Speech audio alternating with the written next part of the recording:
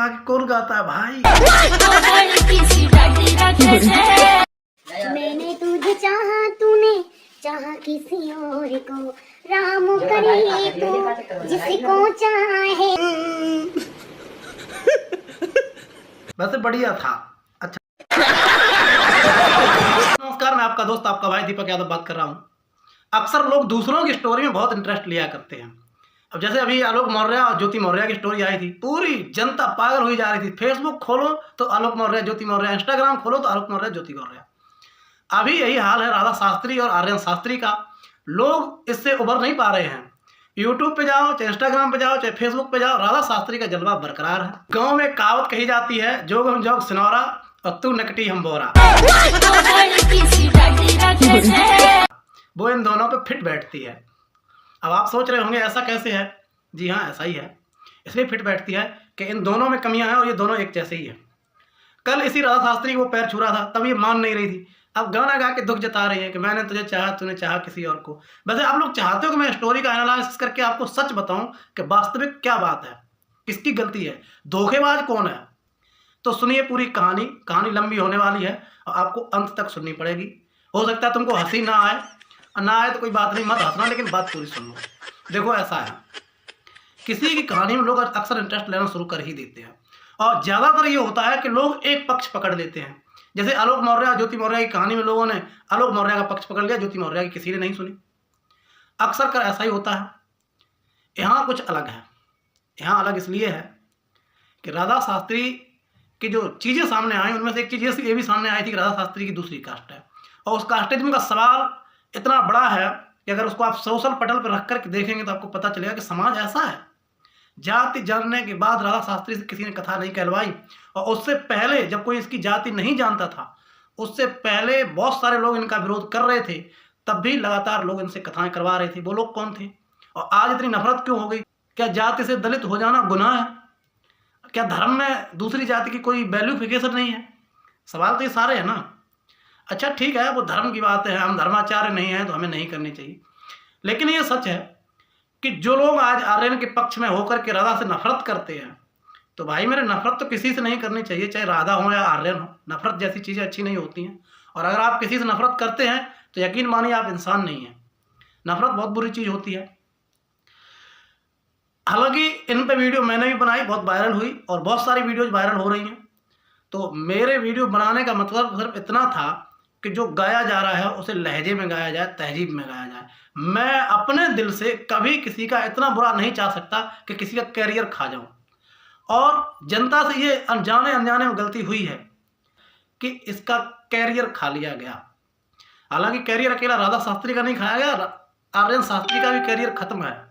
आज आर्यन शास्त्री की रील्स आप देखोगे या कोई वीडियो देखोगे यूट्यूब पे, तो बिना राधा शास्त्री के नाम के एक वीडियो नहीं मिल सकती। और इसी के नाम से वो खा रहा था लगातार। उसको कोई नहीं जानता था, कोई उसको कथा नहीं कहलवाता था, इसके ही नाम से खा रहा था। इससे कथा कहलवाता था, खुद पीछे बैठता था।